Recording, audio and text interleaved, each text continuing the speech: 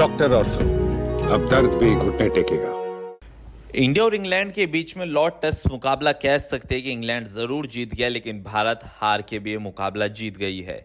किसी ने सही कहा है कि जब आपका वक्त खराब होता है तो आप कितनी भी कोशिशें कर लीजिए, चीजें आपसे दूर जाती चली जाती है। और कल का मुकाबला भी ठीक ऐसा ही हुआ जब क्रीज पर मौजूद थे रविंद्र जडेजा और जसप्रीत बुमराह।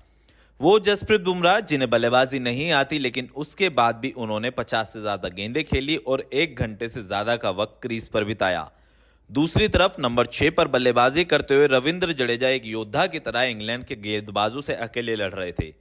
शुभमन गिल, ऋषभ पंत, नीतीश रेड्डी जैसे तमाम बल्लेबाज उनका साथ छोड़कर जा चुके थे, लेकिन रविंद्र जडेजा एक एंड पर अकेले डटकर खड़े थे और उनका साथ एक सैनिक के रूप में दे रहे थे जसप्रीत बुमराह। वो जसप्रीत बुमराह जिसने अपनी गेंदबाजी से अच्छे अच्छे बल्लेबाजों को चित किया हो, लेकिन कल जसप्रीत बुमराह जिस तरीके की बल्लेबाजी कर रहे थे, उन्होंने दिखाया कि वो गेंदबाजी के साथ बल्ले में भी हाथ आजमाना जानते हैं।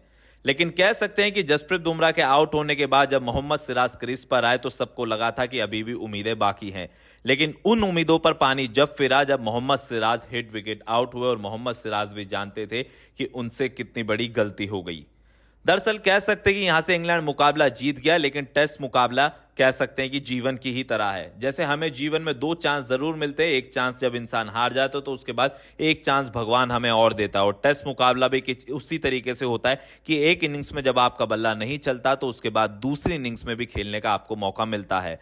और ठीक कल इसी तरीके से देखा गया। हालांकि इंडिया मुकाबला जरूर हारा, लेकिन कह सकते हैं कि ये लड़ाई, ये बैटल, ये युद्ध अभी खत्म नहीं हुआ है, क्योंकि इसके बाद चौथा टेस्ट मुकाबला होगा और उस चौथे टेस्ट मुकाबले में भारतीय टीम जिस अग्रेशन और जिस रणनीति के साथ मैदान पर उतरेगी, उसमें कह सकते हैं कि इंग्लैंड के बल्लेबाज ये याद रखेंगे कि नंबर 6 पर अगर कोई आएगा बल्लेबाज तो वो होगा रविंद्र जडेजा।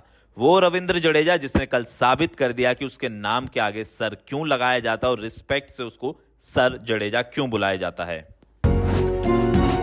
डॉक्टर ऑर्थो, अब दर्द भी घुटने टेकेगा।